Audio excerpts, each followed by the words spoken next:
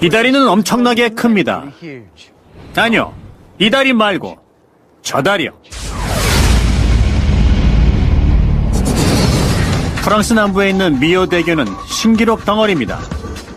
이렇게 크고 높은 콘크리트 기둥들은 세상 어디에도 없습니다. 에펠탑과 비슷한 높이죠. 세계에서 가장 긴 이 사장교는 유럽에서 가장 깊은 계곡 위에 놓여져 있습니다. 이 교량 건축의 위대한 걸작은 절대 정복할 수 없을 줄 알았던 계곡에서 열기와 강풍을 견뎌냅니다. 하지만 이 다리 건설의 주역은 이런 것들이죠. 번개의 힘, 프라이팬, 미아가 된 핵잠수함, 은광산의 사고, 그리고 고대 켈트족의 배 만드는 기술이죠. 대체 어떤 관계가 있는 걸까요? 이 교량 건축의 위대한 걸작은 프랑스 남부의 산악지대 위를 가로지릅니다. 이 다리는 미오란 작은 마을에 있습니다. 30년간 이 고속도로가 프랑스 시골을 통과하며 파리와 지중해 남부 해안을 연결해 주었습니다. 여기 타른 계곡 앞까지만 말이죠. 폭 2.5km, 깊이 250m의 골짜기. 정확한 용어로는 대협곡이죠. 이 협곡을 통과하기 위해 사람들은 4차선 고속도로에서 내려 미오에 있는 중세의 다리를 건너야 했습니다.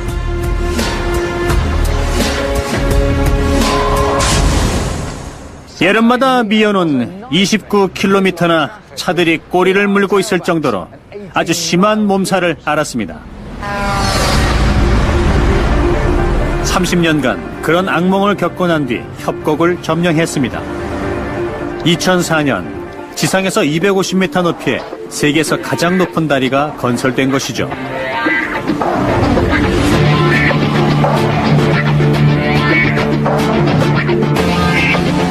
일직선 형태의 다리가 아니기 때문에 화공에다 어마어마하게 큰 커브볼의 궤적을 그리듯 초경량 강철 교량을 설계했습니다.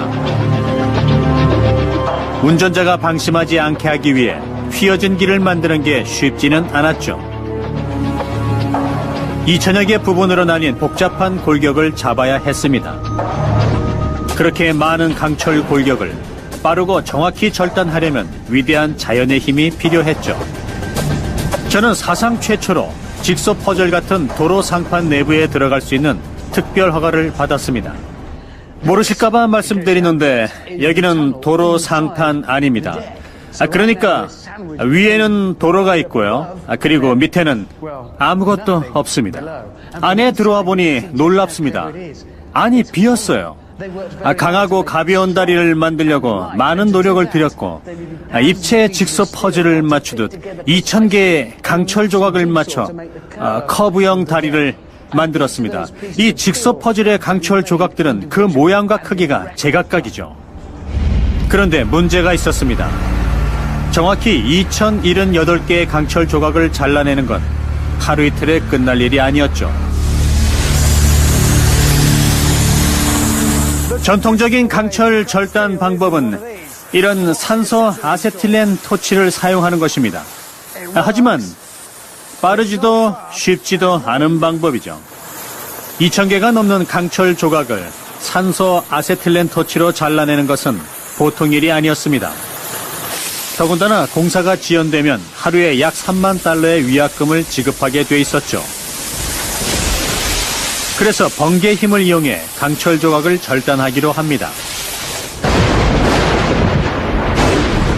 번개의 전류는 최대 30만 암페어나 되는데 전기포트 2만 4천 개를 동시에 끓일 수 있는 전력이죠. 더 중요한 것은 번개는 대기를 통과하며 말 그대로 세상을 바꾸어 놓습니다.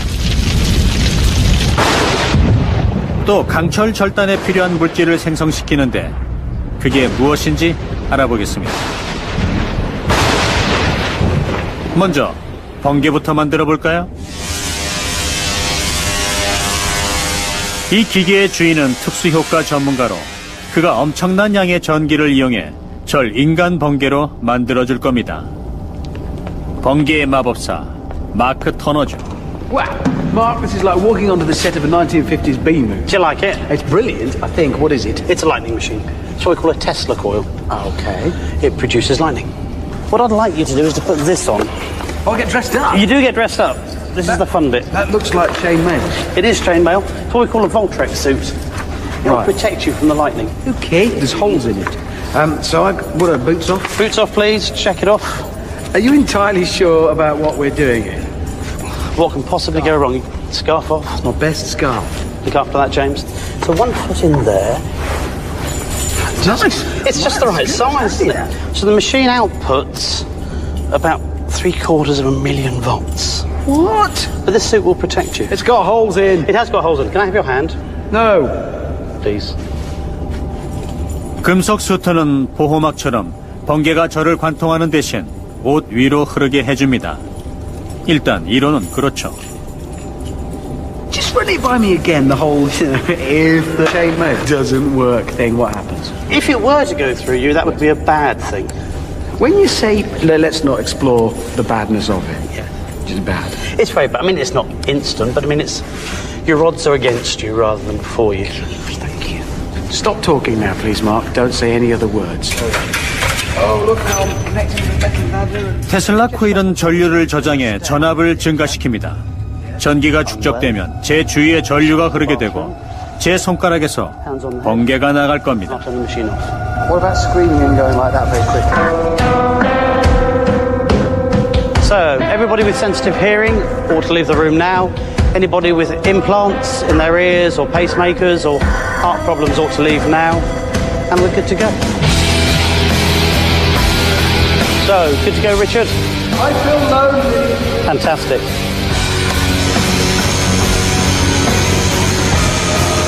번개 수준으로 전압을 올리려면 시간이 좀 걸리죠.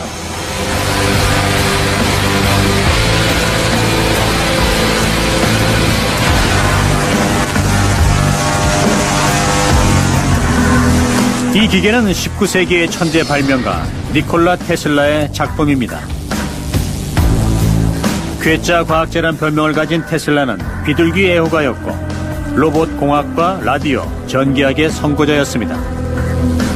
전기를 미국 전역에 공급할 수 있는 방법을 연구하던 중 번개를 만들 수 있는 이 장치를 발명하게 됐죠.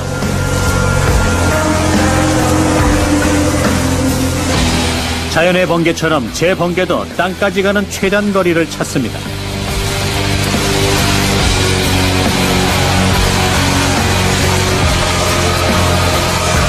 개미 수백만 마리가 온몸을 기어 다니는 것 같은 이상한 기분이었습니다.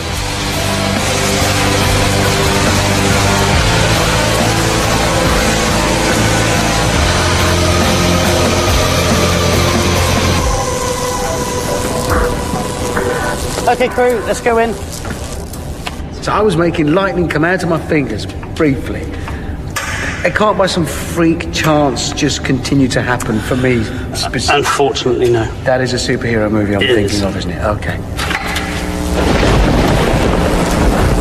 번개를 만들어내는 것이 강철판을 빠르고 정확하게 절단하는데 어떤 도움이 됐을까요? 그 대답은 번개가 칠 때 번개의 전기가 공기 중에서 제4의 물질 상태, 즉 플라즈마로 변하기 때문이죠. 제3의 물질 상태까지는 익숙합니다. 얼음은 고체, 물은 액체, 주전자에서 나오는 수증기는 기체죠. 이렇듯 물질의 상태가 달라지는데 고체에 열을 가하면 액체가 되고 액체에 열을 가하면 기체가 되죠. 기체에 초고온에 열을 가하면 제4의 물질 상태인 플라즈마 상태가 됩니다. 플라즈마는 우주 공간에서는 흔한 물질입니다. 태양과 별도 플라즈마죠. 하지만 지구에선 매우 드뭅니다. 이것은 인공 플라즈마의 슬로모션 영상입니다. 플라즈마에 열을 집중시키면 금속을 절단할 수 있죠.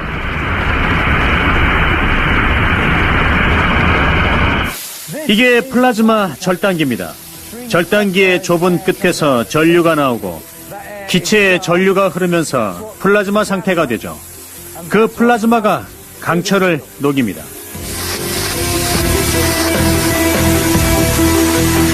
번개가 공기 중에 전류와 고온을 방출시켜 플라즈마 상태를 만들듯 플라즈마 절단기는 전류를 방출해서 번개처럼 플라즈마 상태를 만듭니다. 그걸로 금속을 녹이죠. 산소 아세틸렌 토치보다 3배나 빨리 작업할 수 있습니다. 금속이 쉽게 녹아서 힘이 거의 안 들고요. 그냥 표면에 대고 움직이고 있는 그런 기분입니다. 플라즈마 절단기는 산소 아세틸렌 토치보다 대형 금속 자재를 빨리 잘라주고 절단면도 매끄러워서 마무리 작업에 손이 덜 가기 때문에 시간을 단축시켜줍니다. 이건 번개처럼 공기와 전류로만 만든 작품이죠. 플라즈마 절단기가 미오대교의 도로 상판을 만든 비밀무기였습니다.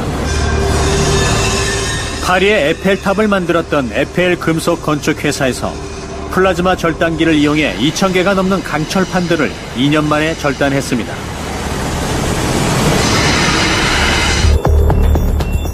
세계에서 가장 긴 사장교의 도로 상판은 이렇게 번개의 힘을 참고해 만들어진 것입니다.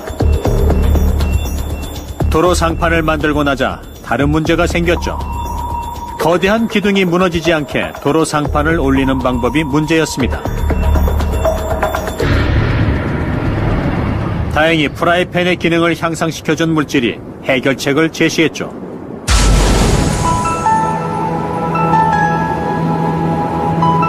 미오 대교의 엔지니어들은 도로 상판을 콘크리트 기둥들 위에 올릴 방법을 고민했습니다. 그 고민을 해결해준 것은 뜻밖의 발명품이었죠. 보통은 2가지 방법으로 기둥 위에 도로 상판을 올립니다. 먼저 기둥을 만듭니다. 빵으로 기둥을 만들겠습니다. 이게 바로 기둥입니다. 그 다음엔 도로 상판 조각들을 잘 잘라서 크레인으로 들어올려 기둥 위에 얹으면 다리가 완성됩니다. 2번째 방법은 도로 상판을 만든 다음 계곡 한쪽 끝에서 기둥 위로 밀어서 제자리를 잡게 하는 겁니다.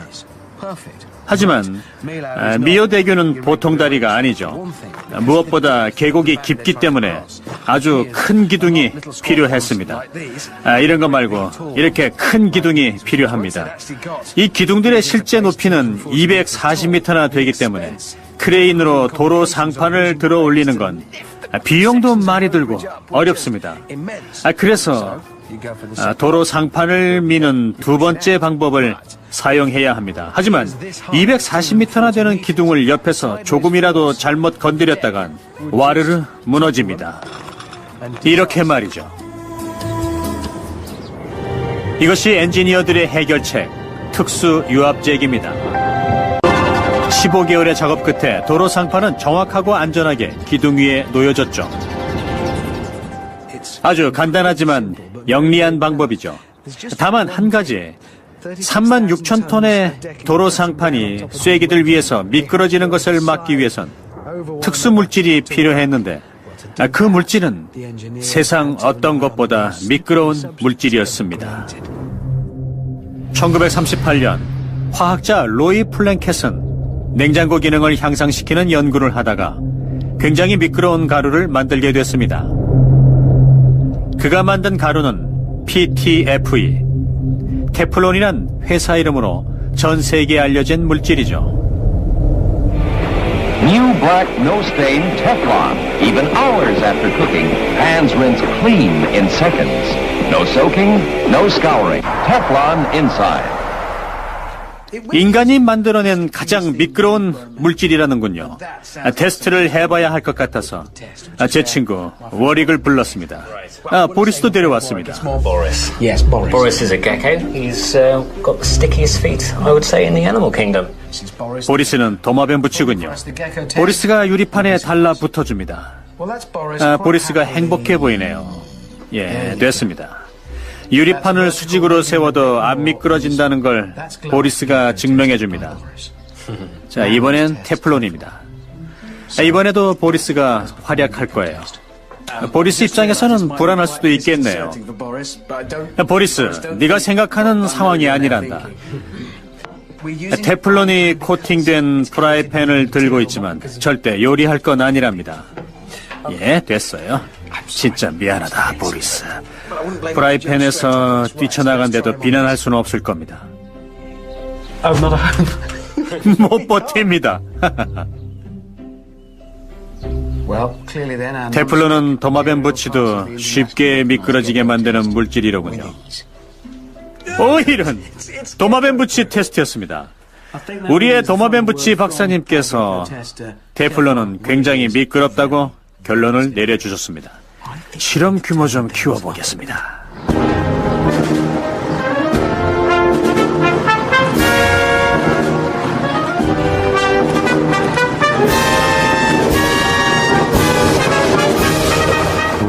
이건 견인차 엔진입니다.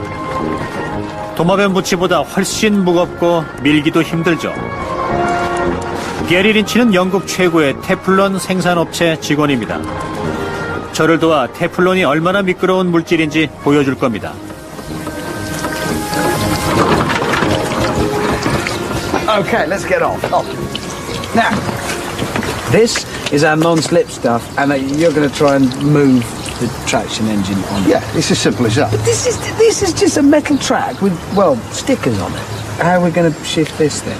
Are we going to shift it? Yeah. Well, I've got a few friends, Richard, I've brought along with me. What? Some beefcakes. 동네 럭비팀 선수들이 등장했습니다. It's going to look properly daft if it doesn't work. Adrian, one question. This weighs what? How much? This weighs just under 10 ton. 10 tons. So if this was just standing on its wheels, just not on this stuff, on the ground. It would take 26.5 ton to break the friction and move it. So if we use people, let's... Well, 100 kilos apiece, be pushing 300 people. 300명과 럭비팀. 행운을 빕니다. 좋아요. 천천히 준비하세요. 제가 신호를 보낼까요? 좋아요. 자, 하나, 둘, 셋, 미세요. 아, 저것 보세요. 10톤이 밀리고 있습니다. 26톤의 힘을 발휘하고 있어요. 자, 다시 한번 해봅시다. 자, 셋, 둘, 하나, 밀어요. 밀어. 계속 밀어. 아하. 야, 밀어요. 아, 계속. 예. 좋아요.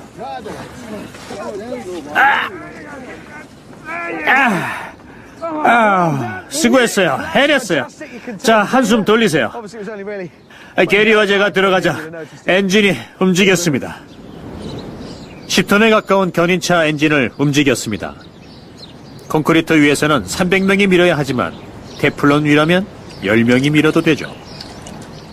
테플론이 얼마나 잘 미끄러지는 물질인지 알겠네요.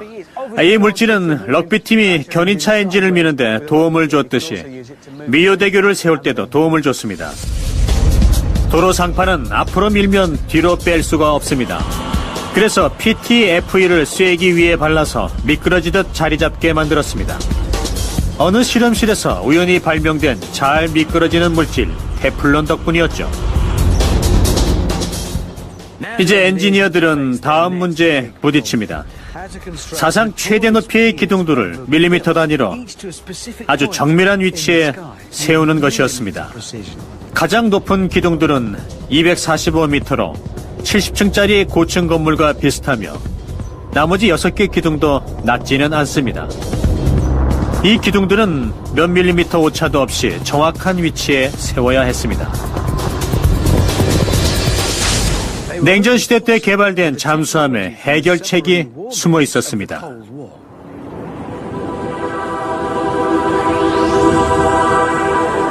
엔지니어들은 미오대교가 받게 될 스트레스와 하중을 정확하게 분석했습니다.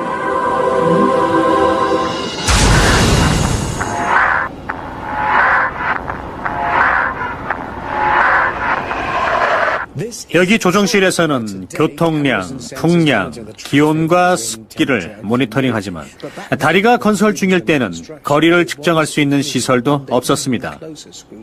반사기로 건설 현장에 레이저빔으로 위치 표시를 하고 다리 기둥을 세우는 그런 기술밖에 없었죠. 엔지니어들이 기둥을 정확한 지점에 세워야 지상에서 수백 미터 위로 솟는 기둥들의 상단부가 똑같은 높이의 수평으로 위치할 수 있습니다.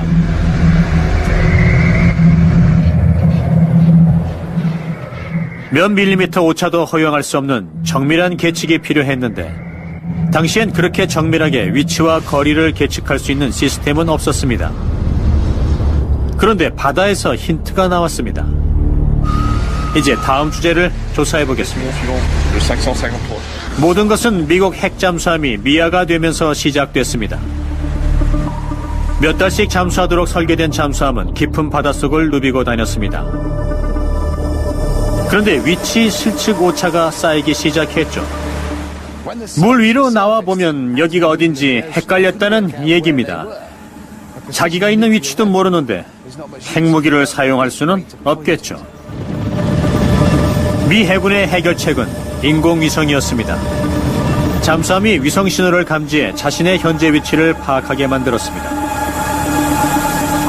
인공위성을 이용한 최초의 위치 추적 시스템으로 우리가 GPS라고 부르는 위성 위치 확인 시스템의 원조였죠. 그 작동 원리는 무엇일까요?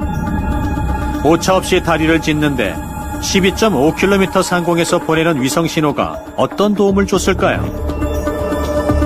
위성 신호가 지구에 도착하는 데 걸리는 시간을 계산하는 게 중요하죠. 어디서 언제 보낸 신호인지만 안다면 정밀 계측이 가능합니다. 전 음향 전문가인 존 쉘턴을 만나 실험을 통해 설명을 듣기로 했습니다. 공터에서요. Hi, John. Well, I'm here, and, well, frankly, I'm confused. So, first of all, how can you measure these distances? What are we going to do? Well, you know how GPS works. You've got satellites up in the sky that are beaming out signals down to us. Yeah. So, depending upon where we are on the surface of the Earth, by measuring the delay between those signals from the different satellites, we can find out exactly where we are. Because we know where the satellites are, and we can measure the delay. Yes, I can get that. That's right. The only problem is we haven't got any pet satellites. So instead of using radio signals, we're going to be using acoustic waves. Noise. Exactly. Yeah, okay. How? So what we need is a nice noise source. I've got my car, I can start it up, it makes quite a racket, big V8. No, I think we can do better than that. All right. It's this. I did wonder. It's in here. It's in here. Let's Okay. see. Can I help?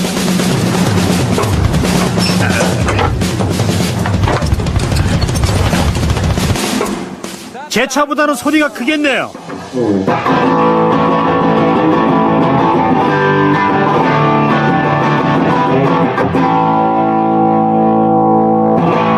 It's quite handy, isn't it? Good enough? Yeah. We've got the gizmo over here, and we're going to take this with us, and we're going to be making the noise as we go down and measuring the delay as we go. You coming with us, Chris? 섭씨 20도에서 음파는 초당 340m의 속도로 이동합니다.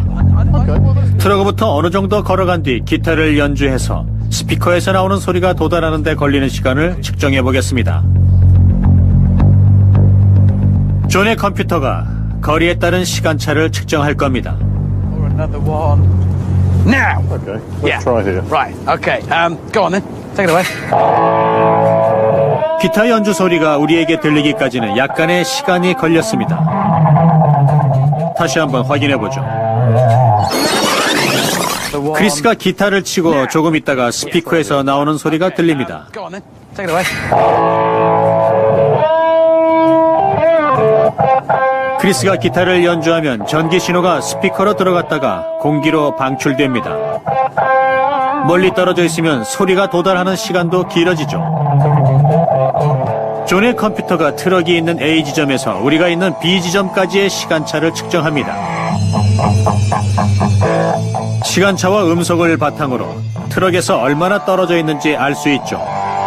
0.5초의 시간차면 우리는 트럭에서 170m 떨어져 있는 겁니다. 음파를 이용한 GPS인 셈이죠.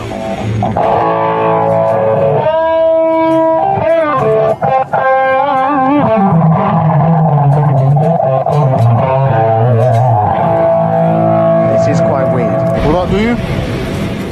170. There you go. Thank you very much.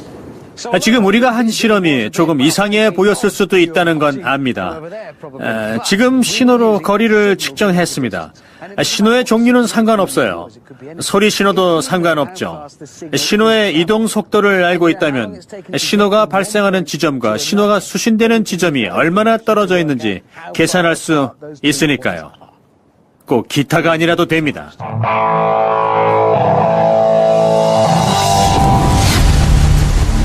핵 잠수함이 수신하는 위성 신호에는 그 신호가 언제 어디서 발생됐다는 데이터도 들어 있습니다. 위성 신호를 통해 잠수함은 현재 위치를 파악할 수 있죠. 신호를 수신했을 때와 신호가 발생됐을 때의 시간차를 알면 위성과의 거리를 알 수 있습니다. 트럭 스피커와의 거리를 계산했던 것처럼 말이죠. 오늘날은 24개의 위성이 지구 궤도를 돌면서 신호를 보내주고 있습니다. GPS 수신기로 정밀한 위치 측정이 가능합니다. 4개 이상의 위성 신호를 받아 정확한 위치를 계산하죠. GPS 수신기로 계산하는 위치 측정 오차 범위는 10m 안쪽으로. 자동차 운전엔 문제가 없지만 교량 건설에서는 10cm 오차도 재앙입니다. 미오 대교의 엔지니어들은 여러 대의 GPS 수신기로 위치를 측정하며 기둥을 세웠죠. 자동차 GPS보다 정밀한 시스템을 사용했지만 그것만으론 부족했습니다.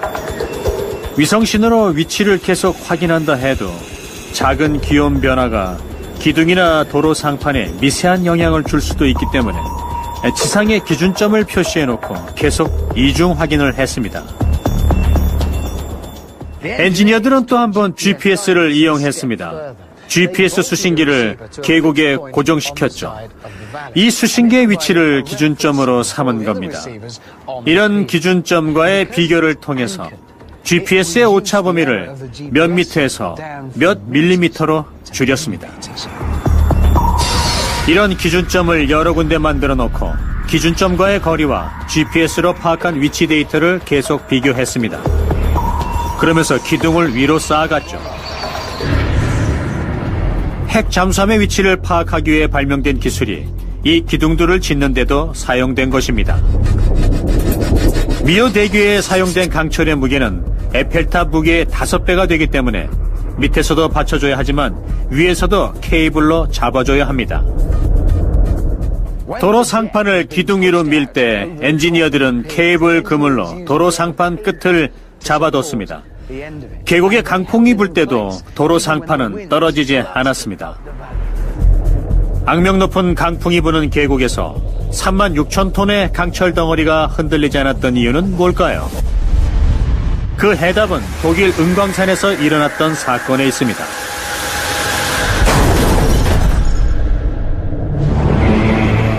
겨울과 초봄 사이 유럽의 날씨는 급변합니다. 지중해의 저기압 기단이 북쪽의 찬 공기를 빨아들이고 프랑스 남부로 내려오기 때문이죠. 여기 타른 계곡은 그 길이 때문에 바람이 소용돌이 치는 터널처럼 변합니다. 이곳에서는 시속 130km의 바람이 붑니다. 미오 대교를 붙잡고 있는 케이블은 강풍에도 꿋꿋이 버티고 있습니다. 하지만 이 모든 것은 계속된 광산사고 덕택이죠. 광부들은 무거운 수레를 깊은 지하에서부터 밀어 올리는 일을 합니다. 하지만 전통적인 방식의 도르래와 로프는 잦은 사고를 냈죠.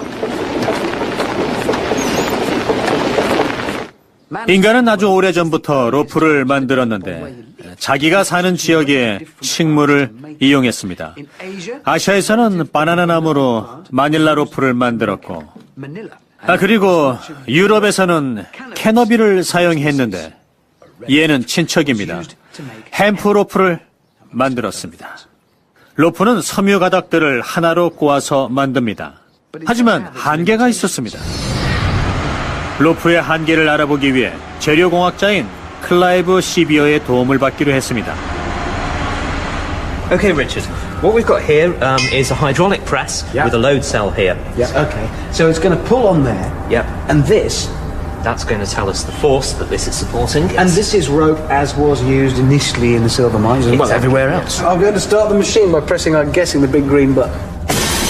Taking up strain. Right, so we're just starting to stretch the rope now. 10mm 굵기의 햄프 로프는 제 새끼손가락 굵기죠. Now we're just starting to increase the load. We've just hit 30 kilograms. 30. Oh! The rope is stretching a lot as we pull it, yeah.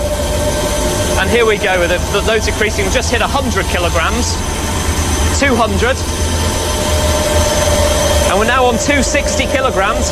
Yeah. And now we're just hitting 300 kilograms. And it is stretching. Oh, there you go, look! And there we go. The rope doesn't break suddenly, but it gradually, different strands of the rope start to break individually. It's still supporting some load until eventually the final strand will break. And that's your lot. Got to 640 kilograms. 3분의 2톤에 가까운 무게죠. So the way it breaks is useful. That's but right. The weight at which it breaks is not so good. The rope breaks gradually.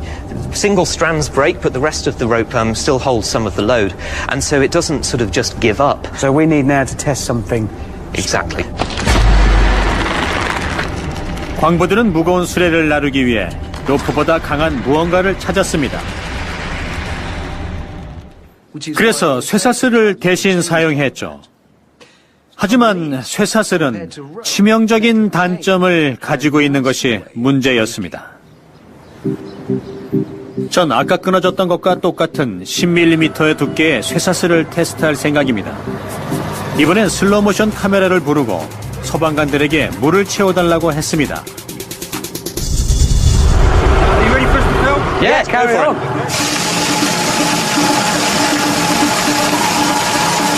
And the load's now starting to go up. So we've got to 800. 같은 두께의 로프는 3분의 2톤도 안 되는 640kg에서 끊어졌었죠. Just about to hit 1.7 tons. So now we're hanging a large car from it. 쇠사슬은 2.5톤까지 버틴다고 하는데 3.5톤이 매달렸는데도 아직 버티고 있고 물이 바닥을 보이고 있습니다. We've probably got about a minute's supply. What you're telling me is our chain is too strong? Yeah. Okay, thank you.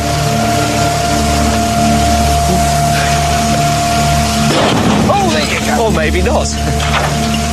3,790.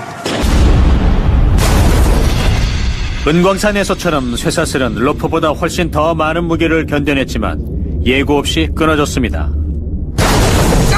Oh, that's perfect. So that's exactly, it's where the two links cross over, and it's that shearing, it's where it's bending it round. So how quickly were you recording this? We're recording at 2,000 frames per second. So that broke in less than 5 milliseconds. Yes.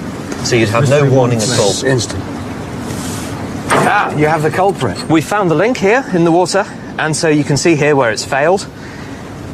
So the significance of this is where it's gone is a weak point inherent to the chain. It's inherent to the design of the chain that the material here is going to see a shear stress that's going to cause it to fail. And this shear strain, this bending on it, that's every chain has that weak.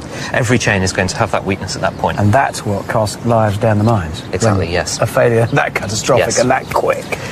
What can you do? What can you do?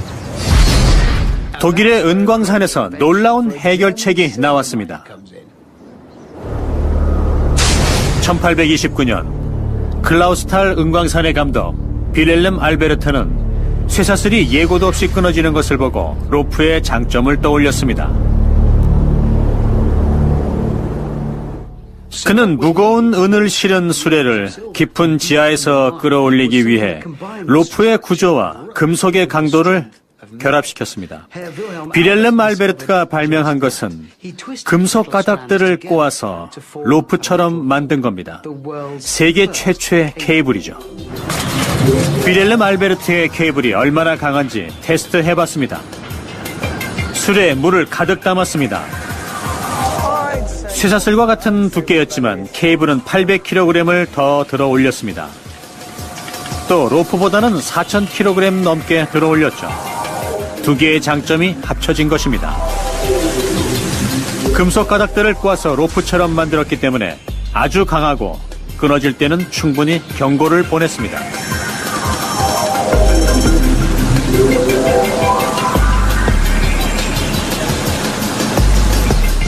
미오 대교의 엔지니어들은 다리에 쓰인 케이블 강도에 자신이 있었습니다. 170m의 도로 상판이 6개의 케이블에 매달린 채 밑으로 추락하지 않고 버티기도 했죠. 미오 대교는 35,000톤의 하중을 견딜 수 있습니다. 전 차선에 트럭이 꼬리에 꼬리를 물고 늘어서 있어도 견딜 수 있다는 뜻이죠.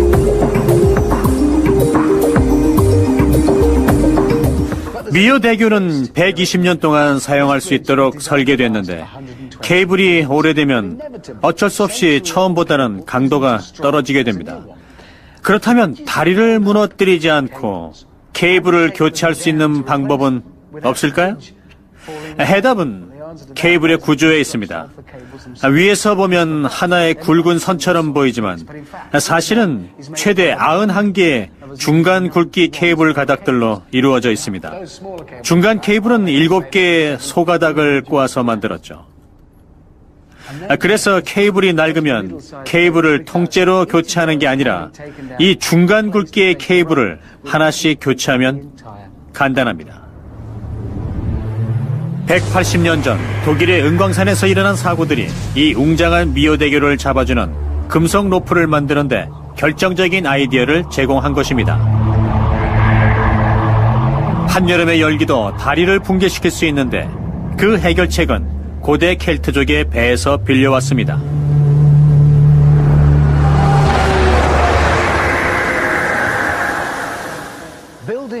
금속으로 만든 구조물이 가진 단점은 열을 받으면 받을수록 팽창한다는 것이죠. 금속 팽창의 예를 보여드리겠습니다. 이 유리병은 잘 안 깨집니다. 이건 금속봉이고요. 금속봉에 유리병을 끼우고 열을 가해보죠. 어떻게 될지는 짐작이 되실 겁니다. 금속봉이 뜨거워지면 금속봉은 팽창할 겁니다. 금속에 열을 가하면 팽창합니다. 그리고 금속과 유연성이 없는 물질이 만나면 문제가 생기죠. 여기서는 유리병이 문제입니다.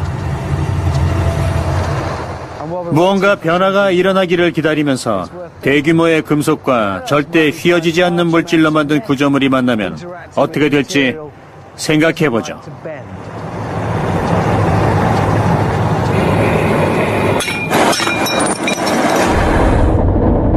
금속봉은 아주 조금 팽창했지만 이 규모를 확대시켜 봅시다. 철도도 열을 받으면 팽창하는데 여유 공간이 없으면 이렇게 휘어집니다. 다리가 이렇게 된다면 그건 재앙이죠. 보통 다리에는 팽창 이음들이 있어서 기온 상승에 따른 도로 상판의 변화를 책임집니다. 하지만 이건 보통 다리가 아니죠. 미오 대교의 강철 도로 상판은 끝에서 끝까지 하나로 용접해놨습니다. 팽창 이음이 있는 부분은 계곡 양끝, 도로와 다리가 만나는 곳뿐이죠. 여름엔 이 팽창 이음이 매우 큰 역할을 합니다. 엔지니어들은 여름 40도의 기온에선 이 부분이 1.2m가량 팽창할 거라고 예측해 그 정도의 여유 공간을 확보했습니다. 제 머리 위에 있는 팽창 이음으로 차들이 지나가는 소리가 들리는데 이 팽창 이음 덕분에 다리가 앞뒤로 움직일 수 있습니다. 이 케이블도 그 정도의 움직임에 대응할 수 있도록 유연하게 만들어졌죠. 양 끝에 팽창 이음으로 세로로 팽창하는 문제는 해결했지만 콘크리트 기둥에 고정된 부분이 팽창하는 건 어떻게 해결을 했을까요? 도로 상판은 기둥에 단단히 고정되어 있습니다. 하지만 여름이면 도로 상판은 최대 2.5km가 늘어납니다. 도로 상판이 양방향으로 팽창하면서 수직으로 서 있는 콘크리트 기둥들을 밀게 되는데 콘크리트는 유연성이 전혀 없는 물질이죠. 그래서 엔지니어들은 해결책을 찾아야 했습니다. 각 기둥의 아래는 견고합니다. 하지만 90m 위부터는 2개의 가지로 갈라져 있죠. 이런 이상한 디자인이 어떻게 해결책이 됐다는 걸까요? 오늘의 마지막 비밀은 고대 켈트족의 배에 있습니다. 오랫동안 아일랜드와 웨일즈에 살던 켈트족은 카락이라는 배를 사용했습니다. 그들은 구부러진 목재를 선체의 바깥 바닥에 붙였는데 여름에 콘크리트를 유연하게 하는 비결이 카락의 이 목재 골격에 숨겨져 있습니다. 카락의 선체 바닥엔 이물에서 고물까지 용골이 붙어있죠. 이 용골은 튼튼하고 곡선이어야 합니다. 어떤 목재도 이렇게까지 휘어지진 않는데 옛날 목수들은 해결책을 찾아냈습니다. 그 해결책이 무엇인지 알아보기 위해 목수인 피터 파월 커너의 작업장을 찾았습니다. Peter. Richard, hello. So, you run a workshop here building traditional boats using ancient skills, but there is a link to do with the way the pillars of our bridge are built. It is to do with that split in them, and I think before we can really understand it a bit more, we need to split some wood. How do you do it? To cleave it, yes? Yes, Yep. cleave, that's the word. You want to cleave some now? Yes, I'd like to cleave some wood. Right. A couple of pieces here. That's a piece of wood. That's a piece of ash? Yes. So we just make a... I'm going to put in a wedge. Cleave away. Right. So do you want to have a tap? Have a tap, yes. You'll soon work out. Right. These are not modern tools, are they? No. But then I guess this tells us that actually people have known about cleaving wood for a long time. This isn't new technology, is it? No. Prehistoric. I mean, we don't know. 10, 20,000 years. 나뭇결을 따라 세로로 쪼개면 나무의 강도는 그대로 유지됩니다. 하지만 유연성은 놀랍게 달라지죠. 이걸 미오대교의 기둥 중 하나라고 가정을 해보죠. 문제는 도로 상판이 길기 때문에 열을 받으면 이쪽으로 팽창했다가 추워지면 이렇게 수축하니까 기둥도 유연성이 없으면 이렇게 부러지지만 나뭇결을 따라 끝에서부터 어느 정도 쪼개놓으면 나무가 구부러집니다. 같은 무게, 같은 목재이기 때문에 위에서 내려 누르는 힘에는 여전히 강하다고요. 전 테스트를 위해 같은 크기의 목재 2개를 준비했습니다. 저게 저의 유연성 테스트 장비입니다. 이게 다리 기둥을 대신하는 목재고요. 실제 기둥과 가로, 세로 비율을 동일하게 맞췄습니다. 쪼개지 않은 기둥부터 테스트합니다. 이 막대들은 목재가 어디까지 구부러질지 알려줄 계기판입니다. 이 목재가 유연하다면 이 막대들을 쓰러뜨릴 겁니다. 여기 윈치가 있고 줄은 목재에 연결해서 도로 상판이 팽창하면서 기둥을 당기는 힘을 재현해 보겠습니다. 행운을 빌어주십시오. 기둥을 이쪽으로 당기자 첫 번째 막대가 위태롭습니다. 얼마나 버틸까요? 첫 번째는 부러졌습니다. 도로 상판이 팽창하는 힘이 세집니다. 이런 기둥이 부러집니다. 막대 3개가 부러졌지만 만족할 만한 결과는 아니네요. 이제 피터가 쐐기를 이용해 목재 끝을 쪼개줍니다.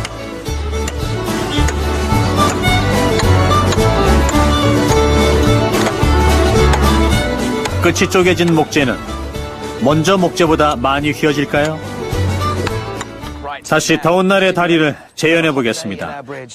다리가 뜨거워지자 도로 상판이 팽창하고 기둥이 앞쪽으로 밀립니다. 끝이 쪼개진 목재도 동일한 무게를 떠받치고 있습니다. 하지만 훨씬 유연하죠.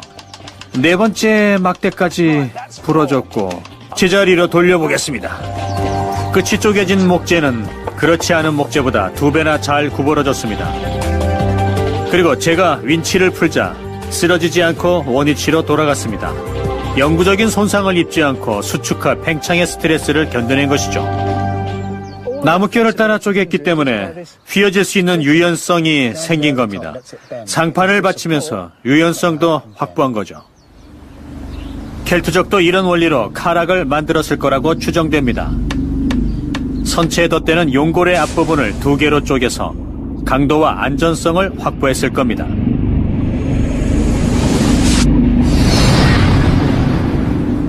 미오대교의 콘크리트 기둥들은 유연성을 최대한 확보하기 위해 정확한 지점까지 수직으로 쪼개져 있습니다. 도로 상판에서 기둥 꼭대기로 내려가 기둥이 팽창과 수축에 어떻게 대응하는지 알아봅니다. 실은 하기 싫습니다. 사다리는 튼튼한가요? 괜찮겠죠? 사다리를 타고 세계에서 가장 높은 다리 기둥 꼭대기로 내려가 조사를 한다니 그냥 무서운 정도가 아니죠. 이건 정말 무섭습니다. 저 아래 어딘가에 안전한 공간이 있을 거라고 믿겠습니다. 굉장한 광경이군요. 굉장한 광경이에요. 호호호, 맙소사. 이런.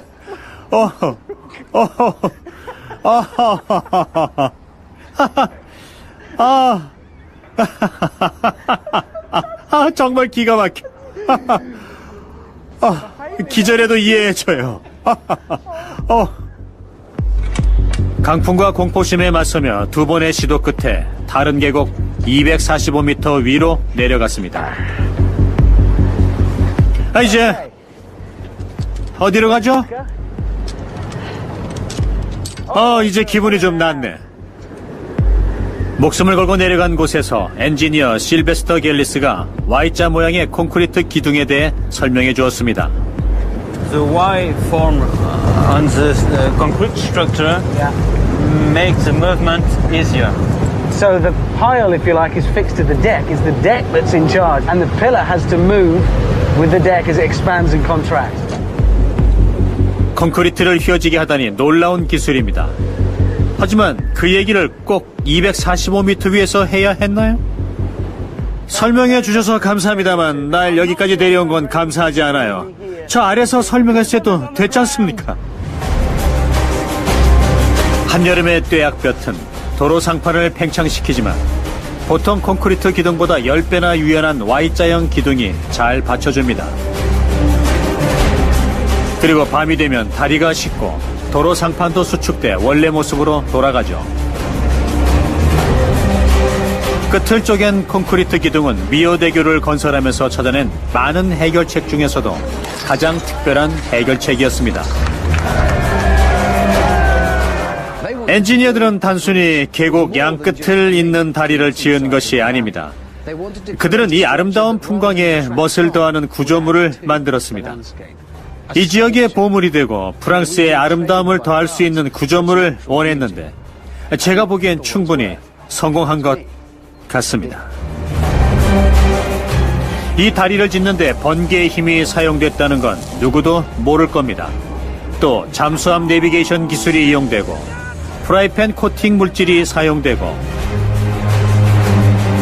독일 은광산의 사고가 도움이 된 것도 모를 겁니다. 고대 켈트족의 배 만드는 기술이 영향을 준 것도 모르겠죠. 미오대교는 웅장하고 멋진 스타일을 뽐내는 교량 건축의 기적입니다.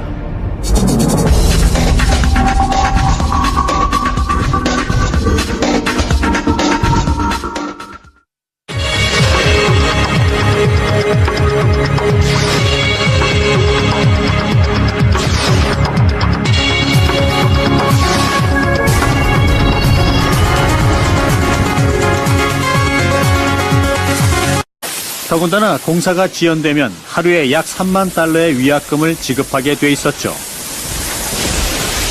그래서 번개의 힘을 이용해 강철 조각을 절단하기로 합니다.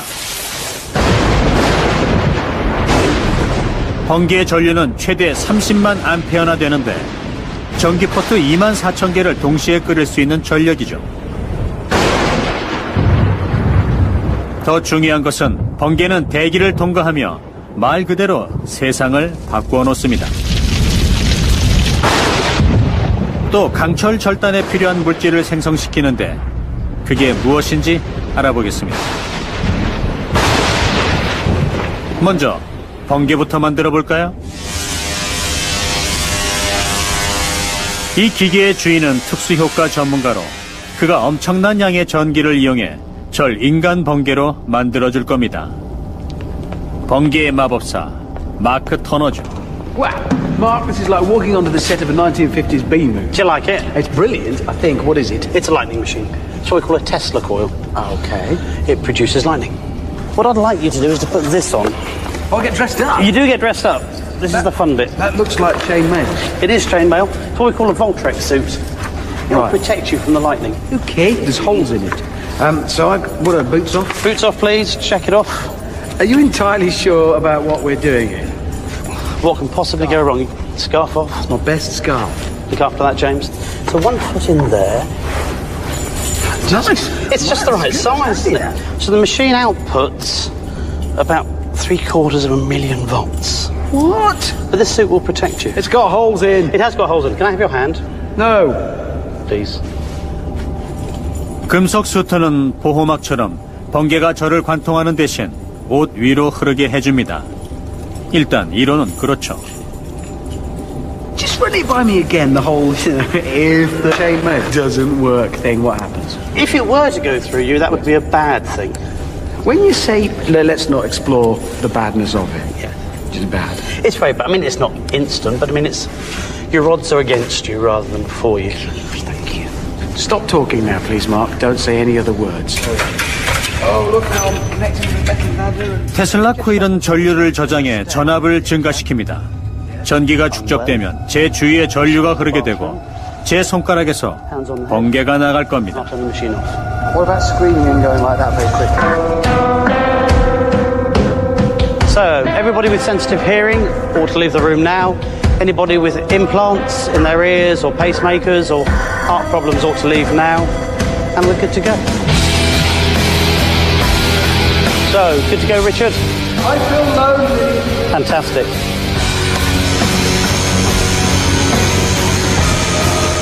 번개 수준으로 전압을 올리려면 시간이 좀 걸리죠.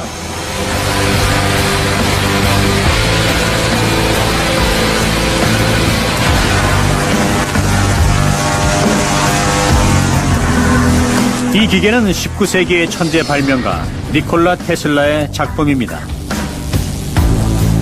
괴짜 과학자란 별명을 가진 테슬라는 비둘기 애호가였고 로봇 공학과 라디오, 전기학의 선구자였습니다. 전기를 미국 전역에 공급할 수 있는 방법을 연구하던 중 번개를 만들 수 있는 이 장치를 발명하게 됐죠.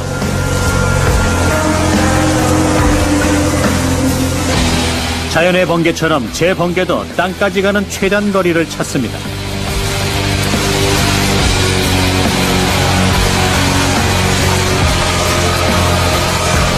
개미 수백만 마리가 온몸을 기어다니는 것 같은 이상한 기분이었습니다.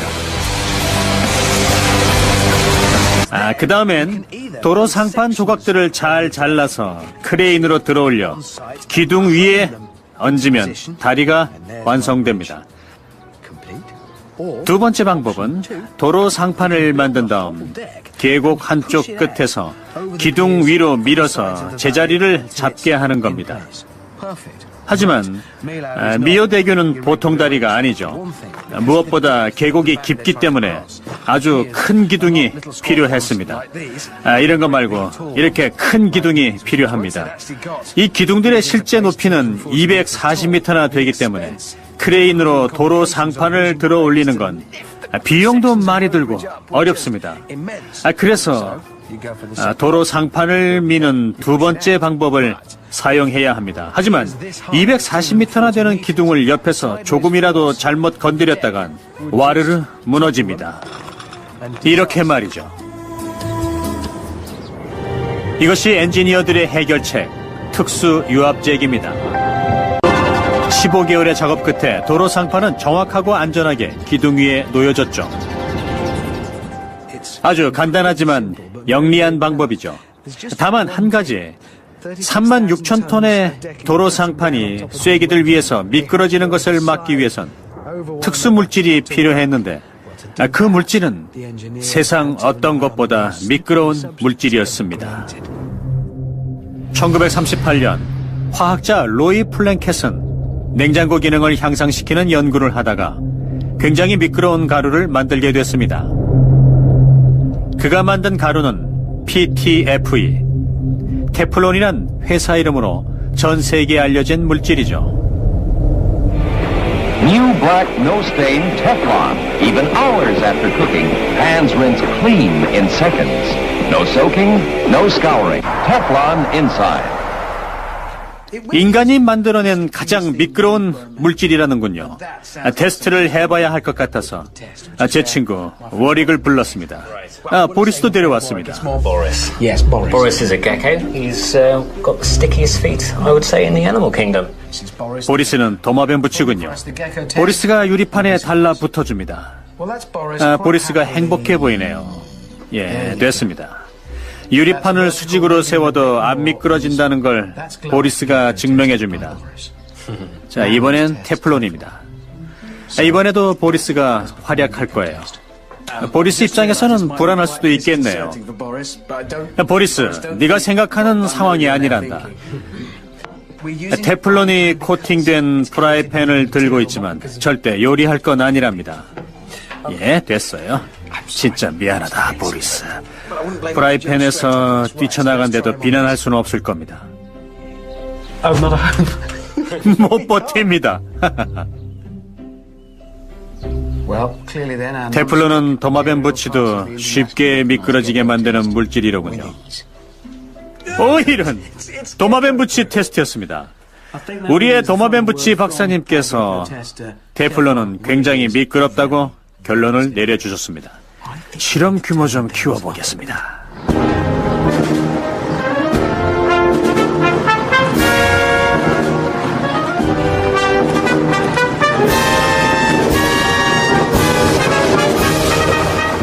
이건 견인차 엔진입니다. 도마뱀 부치보다 훨씬 무겁고 밀기도 힘들죠. 게리 린치는 영국 최고의 테플론 생산업체 직원입니다. 저를 도와 테플론이 얼마나 미끄러운 물질인지 보여줄 겁니다.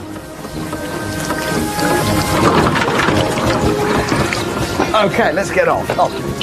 Now, this is our non-slip stuff, and you're going to try and move the traction engine on it. Yeah, it's as simple as that. But this is just a metal track with, well, stickers on it. How are we going to shift this then? Are we going to shift it? Yeah. Well, I've got a few friends, Richard, I've brought along with me. What? Some beefcakes. 동네 럭비팀 선수들이 등장했습니다. It's going to look properly daft if it doesn't work. Adrian, one question. This weighs what? How much? This weighs just under 10 tons. 10 tons. So if this was just standing on its wheels, just not on this stuff, on the ground. It would take 26.5 ton to break the friction and move it. So if we use people, that's... Well, 100 kilos apiece, be pushing 300 people. 300명과 럭비팀. 행운을 빕니다. 좋아요. 천천히 준비하세요. 제가 신호를 보낼까요? 좋아요. 자, 하나, 둘, 셋, 미세요. 아, 저것 보세요. 10톤이 밀리고 있습니다. 26톤의 힘을 발휘하고 있어요. 자, 다시 한번 해봅시다. 자, 셋, 둘, 하나, 밀어요. 밀어. 계속 밀어. 아하. 야, 밀어요. 계속. 예. 좋아요.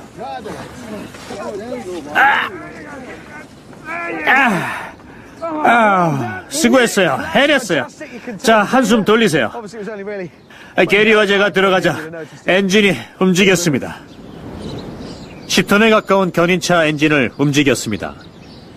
콘크리트 위에서는 300명이 밀어야 하지만 테플론 위라면 10명이 밀어도 되죠.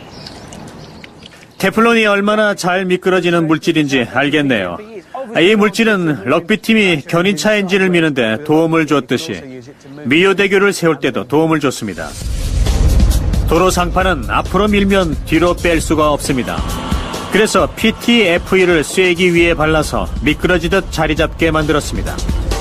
어느 실험실에서 우연히 발명된 잘 미끄러지는 물질 테플론 덕분이었죠. 이제 엔지니어들은 다음 문제에 부딪힙니다.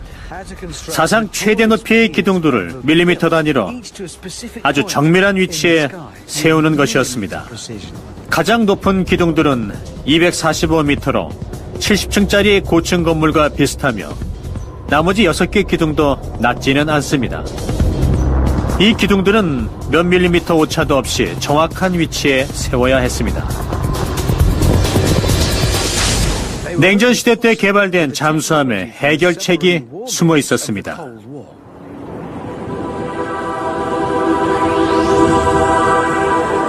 엔지니어들은 미오대교가 받게 될 스트레스와 하중을 정확하게 분석했습니다.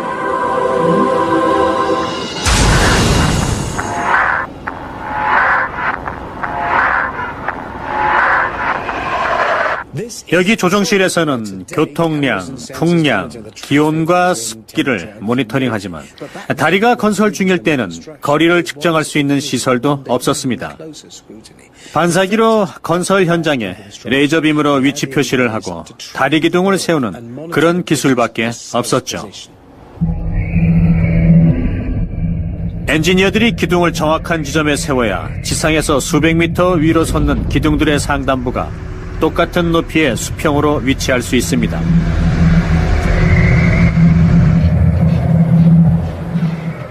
몇 밀리미터 오차도 허용할 수 없는 정밀한 계측이 필요했는데 당시엔 그렇게 정밀하게 위치와 거리를 계측할 수 있는 시스템은 없었습니다. 그런데 바다에서 힌트가 나왔습니다. 이제 다음 주제를 조사해 보겠습니다. 이 다리는 엄청나게 큽니다. 아니요, 이 다리 말고 저 다리요. 프랑스 남부에 있는 미오대교는 신기록 덩어리입니다.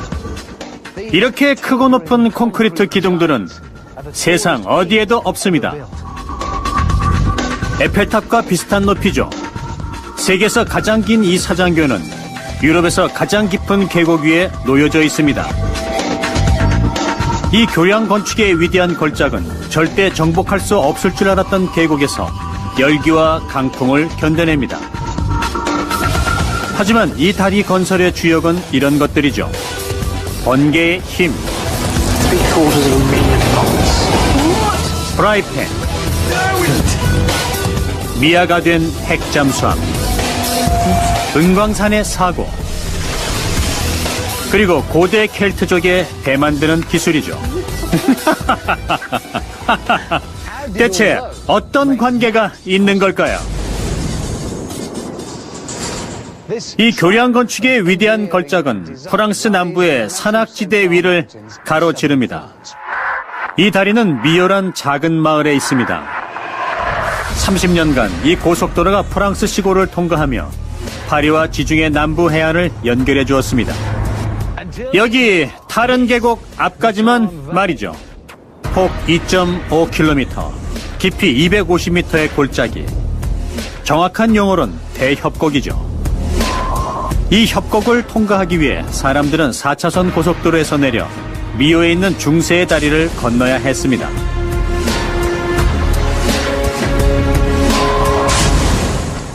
여름마다 미오는 29km나 차들이 꼬리를 물고 있을 정도로 아주 심한 몸살을 앓았습니다. 30년간 그런 악몽을 겪고 난 뒤 협곡을 점령했습니다.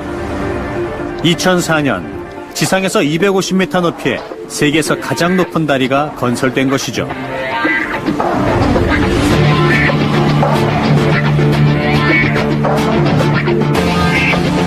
일직선 형태의 다리가 아니기 때문에 화공에다 어마어마하게 큰 커브볼의 궤적을 그리듯 초경량 강철 교량을 설계했습니다.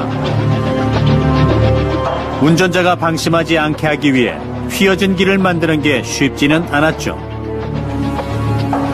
2천여 개 부분으로 나뉜 복잡한 골격을 잡아야 했습니다. 그렇게 많은 강철 골격을 빠르고 정확히 절단하려면 위대한 자연의 힘이 필요했죠. 저는 사상 최초로 직소 퍼즐 같은 도로 상판 내부에 들어갈 수 있는 특별 허가를 받았습니다. 모르실까봐 말씀드리는데 여기는 도로 상판 아닙니다.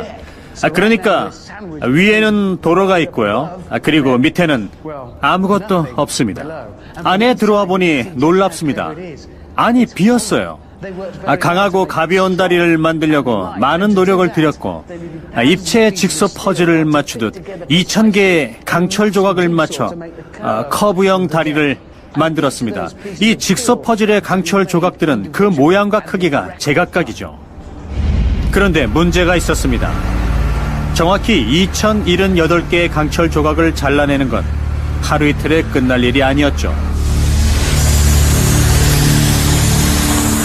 전통적인 강철 절단 방법은 이런 산소 아세틸렌 토치를 사용하는 것입니다. 하지만 빠르지도 쉽지도 않은 방법이죠. 2000개가 넘는 강철 조각을 산소 아세틸렌 토치로 잘라내는 것은 보통 일이 아니었습니다.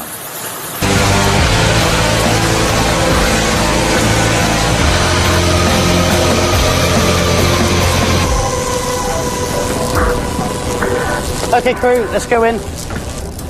So I was making lightning come out of my fingers briefly. It can't by some freak chance just continue to happen for me specifically. Unfortunately, no. That is a superhero movie I'm thinking of, isn't it? Okay. 번개를 만들어내는 것이 강철판을 빠르고 정확하게 절단하는데 어떤 도움이 됐을까요? 그 대답은 번개가 칠 때 번개의 전기가 공기 중에서 제4의 물질 상태, 즉 플라즈마로 변하기 때문이죠. 제3의 물질 상태까지는 익숙합니다. 얼음은 고체, 물은 액체, 주전자에서 나오는 수증기는 기체죠. 이렇듯 물질의 상태가 달라지는데 고체에 열을 가하면 액체가 되고 액체에 열을 가하면 기체가 되죠. 기체에 초고온에 열을 가하면 제4의 물질 상태인 플라즈마 상태가 됩니다. 플라즈마는 우주 공간에서는 흔한 물질입니다. 태양과 별도 플라즈마죠. 하지만 지구에선 매우 드뭅니다. 이것은 인공 플라즈마의 슬로모션 영상입니다. 플라즈마에 열을 집중시키면 금속을 절단할 수 있죠.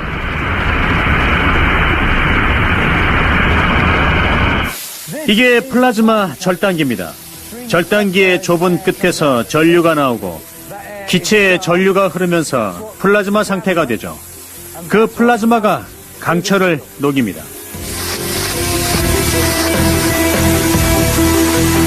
번개가 공기 중에 전류와 고온을 방출시켜 플라즈마 상태를 만들듯 플라즈마 절단기는 전류를 방출해서 번개처럼 플라즈마 상태를 만듭니다. 그걸로 금속을 녹이죠. 산소 아세틸렌 토치보다 3배나 빨리 작업할 수 있습니다. 금속이 쉽게 녹아서 힘이 거의 안 들고요. 그냥 표면에 대고 움직이고 있는 그런 기분입니다. 플라즈마 절단기는 산소 아세틸렌 토치보다 대형 금속 자재를 빨리 잘라주고 절단면도 매끄러워서 마무리 작업에 손이 덜 가기 때문에 시간을 단축시켜줍니다. 이건 번개처럼 공기와 전류로만 만든 작품이죠. 플라즈마 절단기가 미오대교의 도로 상판을 만든 비밀무기였습니다. 파리의 에펠탑을 만들었던 에펠 금속 건축 회사에서 플라즈마 절단기를 이용해 2000개가 넘는 강철판들을 2년 만에 절단했습니다.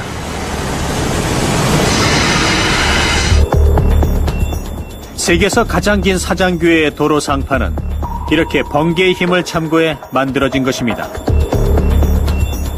도로 상판을 만들고 나자 다른 문제가 생겼죠. 거대한 기둥이 무너지지 않게 도로 상판을 올리는 방법이 문제였습니다. 다행히 프라이팬의 기능을 향상시켜준 물질이 해결책을 제시했죠.